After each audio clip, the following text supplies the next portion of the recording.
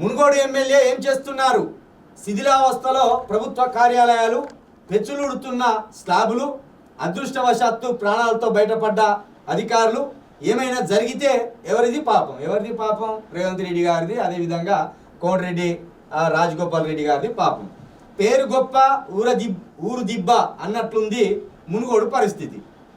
అది చేస్తాం ఇది చేస్తామని చెప్పుకు తిరిగే నేతలే తప్ప ఆ నియోజకవర్గంలో శిథిలావస్థలో ఉన్న ప్రభుత్వ భవనాలను పునర్నిర్మించే నాదుడే లేడు. పైపెచ్చులు ఊడిపోతున్న, ప్రాణాల మీదకి వస్తున్న కదిలే నాయకుడు లేడు. ఏళ్లుగా కాంగ్రెస్ కంచుకోటగా చెప్పుకునే మునుగోడికి ఎందుకు ఈ దుస్థితి? మొన్నటికి మొన్న దళిత వర్గాలకు చెందిన విద్యార్థులు ఏమనంటే దళితులనే ముందర పెడతారా, అగ్గువ దొరుకుతారు కదా, ఇక వాళ్ళ మీద రాయకేం చేస్తేనే రసవత్తరంగా ఉంటుందని ఇక నంచే కథం దళితులు. దళిత హాస్టళ్లు నిన్నటికి నిన్న ప్రభుత్వ భవనాలు అన్నిటే ఇదే పరిస్థితి. ఏళ్లుగా పాలించిన నాయకుల చేతగానితనమా లేక మరొకట అన్న ప్రశ్న పలువురిని తొలుస్తుంది. సోమవారం నాడు మునుగోడు కేంద్రంలోని ఆర్డబ్ల్యూఎస్ సబ్ డివిజన్ కార్యాలయంలో పెను ప్రమాదం తప్పింది. కార్యాలయం స్లాబ్ ఒక్కసారిగా ఊడిపడడంతో భయాందోళనకు గురయ్యారు సిబ్బంది.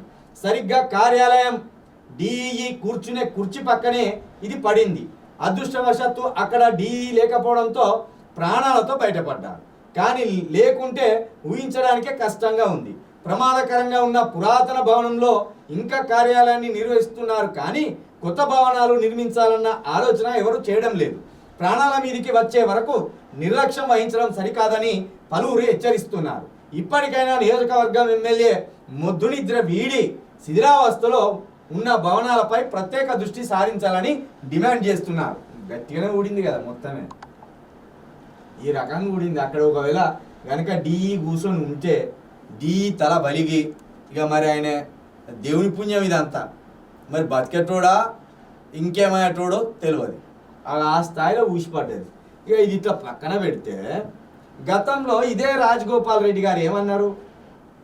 నేను మా నియోజకవర్గ అభివృద్ధి కోసం బీజేపీలో చేరినా, నా 25,000 కోట్ల కోసం కాదయా, నియోజకవర్గం బాగుంటుందంటే, నియోజకవర్గంలోని ప్రజలు బాగుంటారంటే నేను దేనికైనా సిద్ధం, అందుకే బీజేపీలో చేరినా అన్నాడు. మరి అప్పటి నుండి ఇప్పటి వరకు నియోజకవర్గం ఏమన్నా అభివృద్ధి చెందిందా? ఓ సంవత్సరం గడిచిపోయింది. నువ్వు బీజేపీలో పోయినందుకు ప్రజలు ఎట్లా బుద్ధి చెప్పాలో ఓడించి అట్లా బుద్ధి చెప్పింది. మరి మళ్ళా మునుగోడికి ఎమ్మెల్యే అయినా 6 నెలలు అవుతాను. మరి గిట్లుండే ఇట్లా పాడుబడి ఉండే నీ నియోజకవర్గం అంతా. అటు బీజేపీలో పోయినా అట్లే సేఫ్ అయినా, ఆ 25,000 కోట్ల అప్పు ఆ కాంట్రాక్ట్ తీసుకొచ్చుకున్నట్టును, ఆ పైసలు కూడా లేపుకున్నట్టున్నావు. మరి 25,000 కోట్ల నుండి 100 కోట్లైనా నియోజకవర్గానికి పెట్టుంటావా? పైగా ఎమ్మెల్యేగా పోటీ చేసినావు. తాగిపించి తినిపించడానికి 100 కోట్లు ఆగం చేసి ఉంటావు. ఆ ఉప ఎన్నిక సందర్భంగా అట్లో 100 కోట్లు తినిపించడానికి తాగిపించడానికే. ఇక మొన్న ఎన్నికలలో కూడా 100 కోట్లు తినిపించడానికి తాగిపించడానికి ఖర్చు చేసి ఉంటావు. మరి గవే 200 కోట్లు తీసి ఈ ప్రజల భవనాల కోసం, ప్రభుత్వ బడుల కోసం, హాస్టల కోసం ఖర్చు పెడితే దేవుని లెక్క పూజించబడపోదు. కేవలం ఓట్ల కోసం పైసలు పంచడానికి అయితే 100 కోట్లు వస్తాయి మీకు. మీ అధికారాన్ని కాపాడుకోవడానికి, మీ ఆధిపత్యాన్ని కాపాడుకోవడానికి బీజేపీ కాళ్ళైనా పట్టుకుంటారు, కాంగ్రెస్ కాళ్ళైనా పట్టుకుంటారు. కానీ ఓట్లేసిన ప్రజలకు మంచి చేయడానికి, ఆ ప్రభుత్వ భవనాలను మంచి చేయడానికి, ఆ ప్రభుత్వ స్కూల్స్ని బాగు చేయడానికి మాత్రం మీకు మనసు రాదు. ఈ ప్రజలకు బుద్ధి కూడా రాదు. ఇలాంటి నియంత్రణనే, ఇలాంటి దోపిడీదారులనే పదే పదే ఎన్నుకుంటారు. ఈ నల్గొండలో ఉన్నోళ్ళు మరి వాళ్ళకే నాశనం కాలం అర్థం కాదు. నల్గొండ ప్రజలు అక్కడనే ప్రజా కళాకారులు ఉన్నారు, అక్కడనే విప్లవకారులు ఉన్నారు, కానీ అక్కడ ప్రజలలో మాత్రం చైతన్యం లేదా? కోమటిరెడ్డి రాజగోపాల్ రెడ్డి గెలుతాడు అక్కడ, వాళ్ళ అన్న గెలుతాడు, ఉత్తమ్ కుమార్ రెడ్డి గెలుతాడు అక్కడ. ఏం చేసిండ్లా అని?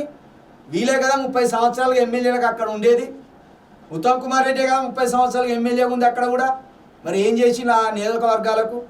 ఒక్కటైనా బాగుపడ్డదా? గట్లుంటుంది, అర్థం చేసుకోండి.